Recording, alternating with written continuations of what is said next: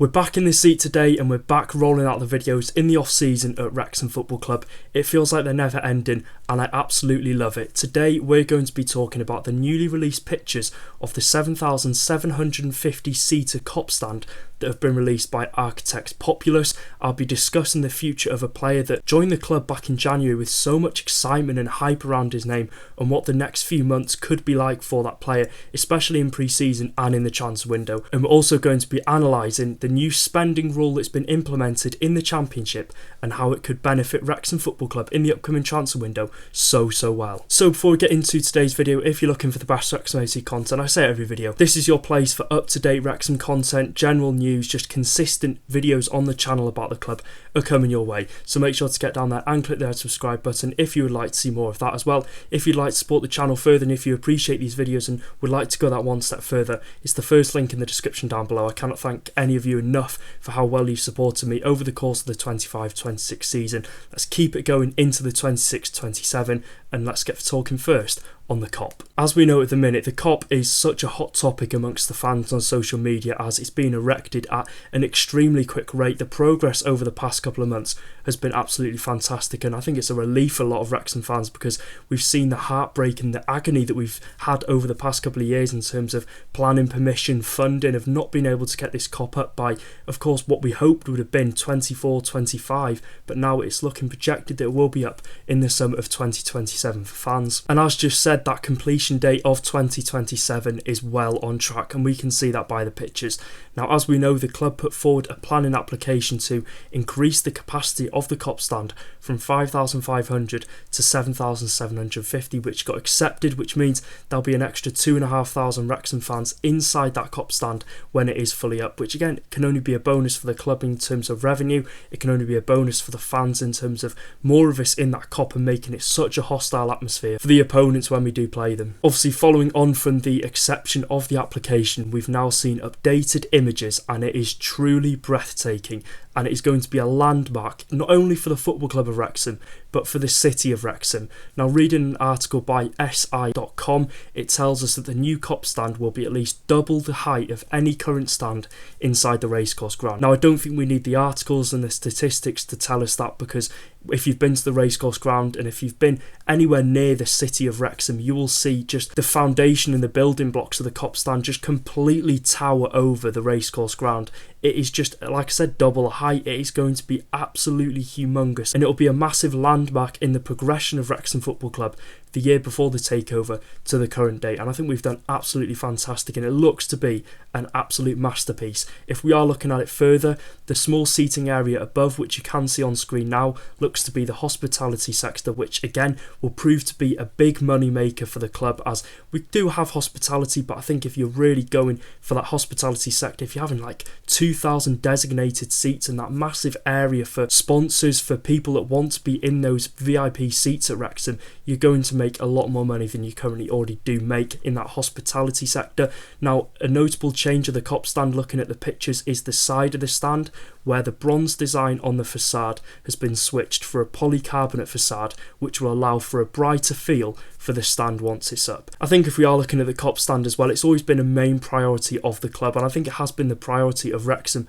off the pitch since the takeover of Ryan Reynolds and Rob McElhenney, to get that stand working again, and I think it's well worth the wait. I do think obviously we had the first designs, I can't remember who drew those up, but we saw that stand, it was fantastic. But now if we are looking at what McLaren and Populous have put together, it is absolutely breathtaking, and I think it does just represent the country of Wales, and more specifically the city of Wrexham, because if you look at all the small details, it just screams of Wrexham, and it'll hopefully be a domino effect on their future stadium redevelopments in terms of the Wrexham Lager Stand, the Mould Road, the Tech End. So hopefully, like I said, it'll be a domino effect in the next couple of years for them to be redeveloped. So talking next on a player that I did say in the start of the video that I would like to talk about his current situation at the club, and it's Keillor-Dunn. Now, I think think this will be a situation that every Wrexham fan will be keeping a close eye on in pre-season for a few different reasons. Of course, as we saw Davis Keillor-Dunn, he was having a fantastic spell at Barnsley where he joined us obviously in the late hours of the January transfer window to complete his move back to Wrexham. He previously played for the club very shortly. I think he made 6 appearances in the 2019-20 season, has then gone on to do absolutely huge things up the leagues. In League 2 for Mansfield, in League 1 for Mansfield, and of course in League 1 for Barnsley. So we've signed him off the back of a really successful spell, and to the excitement of the fans, I thought this was going to be a really good signing. He deserved his shot at Championship football after the really good spell he had at Barnsley over the past couple of years. But when you put it into perspective that Davis Keillor-Dunn only featured for us in 81 minutes out of a possible 1,620, it is so disappointing to see how this situation has panned out. And credit to Davis Keillor-Dunn. We've seen him in interviews, he's enjoying his time at the club, he's being patient, waiting for his time, but as the season went on, I did think we might have seen a start for Davis Keillor-Dunn here and there in sort of like the Oxford United games, and especially when Nathan Broadhead wasn't performing to the absolute best that requires to be a starter in that Wrexham front line. And you've got a player like Davis Keillor-Dunn who is so creative, has that goal output in the league below in League 1. If he was in League 1 last season for Wrexham, he would have been our top scorer, and so on and so forth over the previous seasons. He deserved his chance, and I'm very disappointed that he only got 81 minutes of football. That's not even a full game of football that Davis Keillor-Dunn got from February until early May. So it's very disappointing, and I would be disappointed if Davis Keillor-Dunn wasn't going to get his opportunity in pre-season. Of course, it's a big pre-season for Wrexham. We're flying out to Finland, America, we're going over to Poland as well, so it is going to be a big pre-season for those players to sort of show to Phil Parkinson that they can be part of their plans for the upcoming Championship campaign. Like I've just said, he's such a talented player, and a player that has worked so hard over the past couple of years and has worked so hard to get where he has after previous injuries up in Scotland and in the northeast. So he deserves his chance at this level. He's more than deserved it. He joined us, like I said, with 17 goals and assists in the first half of the season for a struggling Barnsley side. How he's not got more game time in this Wrexham setup is just beyond me. But obviously Phil Parkinson knows best. I'm just a fan at the end of the day. Parky is the boss, and it is down to him to see what he does with Davis Keillor-Dunn in the next coming months of pre-season and the start of the Championship campaign. Like I said, he's been patient, and I do think it's only right that he deserves a proper shot to show what he's about to the fans in pre-season when we got to America, because like I said, the talent is there, the quality is there in Davis Keillor-Dunn. How he didn't sort of come in for, obviously Josh Windass was doing fantastically, for Broadhead, for Lewis O'Brien, who played in that central attacking midfield role at times towards the end of the season. He must have been sat on that bench thinking, why on earth am I not playing? And I've seen rumours that other clubs are showing interest in bringing him on loan. But if I was Phil Parkinson and if I was in Davis Keillor-Dunn's shoes, he wants to be playing in the Championship. He doesn't want to be dropping back down to League 1. I would want to prove myself to Parky in these big games that we've got coming up. So let me know your thoughts in the comment section down below. Would you keep Davis Keillor-Dunn, or would you ship him out on loan to get him regular game time and then come back to the club? Talking next on a really important topic and a big topic for Wrexham for the upcoming summer transfer window. Now, every Championship club had the opportunity to vote for a potential financial rule change, with only 16 votes out of 24 required to go ahead with the change in spending rules. Now fast forward a couple of days, 20 out of those 24 clubs voted in favour of this. Their clubs voted for an 85% cap on player spending, and it would permit clubs an annual $13.5 million equity injection to count towards their revenue and increase overall spending in both transfer windows. Now in our case for Wrexham, you're probably thinking, how does this benefit Wrexham? It's reported that this season in the Championship, and the financial report that we will get in March 2027, that the new rule would allow Wrexham to spend around £48 million.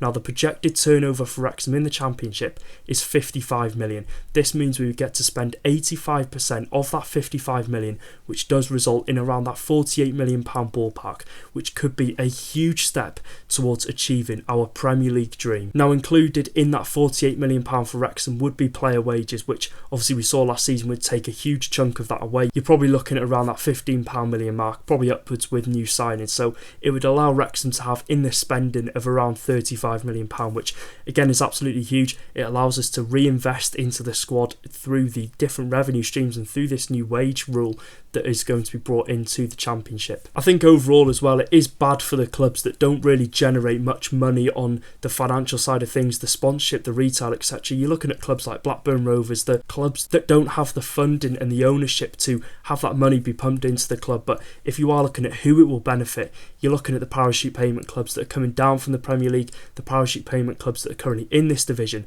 They'll have already had that financial backing. So for this new rule to be brought in place, it allows them to spend more money that they have had from those parachute payments. But for a club like Wrexham, who is so big on the commercial side of things, us Birmingham City, who, like I said, make good revenue in a lot of different sectors, is going to benefit the spending power even further if Wrexham do decide to invest in the squad in the upcoming few windows of this Championship 26-27 campaign. So it's a big bit of news.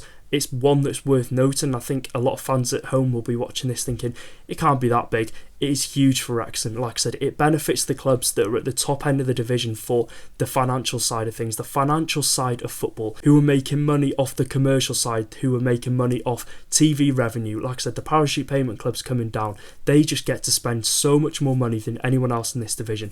And for the clubs who currently already do have a good side of income from, like I said, commercial sponsorship, I'm repeating myself here, but you get the gist, we will get to spend a lot more money in the transfer window if Parky decides that's the right option. So that is it for today's video. If you did enjoy, make sure to drop a like. A bit of a shorter one today, but I've got all the information that I wanted to bring you at home. Again, there's so much news coming out of the club at the minute, so there'll be plenty of content to come. If you do enjoy it, make sure to get down there and click the red subscribe button. Like I said, we're on the road to 29,000 subscribers. You've absolutely killed the support over the past couple of videos, and reading the comments has just been absolutely fantastic. To see the love and the support that you are showing me and the channel more specifically, I think is just absolutely great to see. Like I said, we're closing in on that 29,000 subscriber mark. We're averaging as well 6,000-7,000 views per video, which again is absolutely fantastic to see. The channel is doing so well in the off season, so I cannot thank you enough. Enough of the waffle. I'll see you in the next video. Take care guys, up the Championship Reds.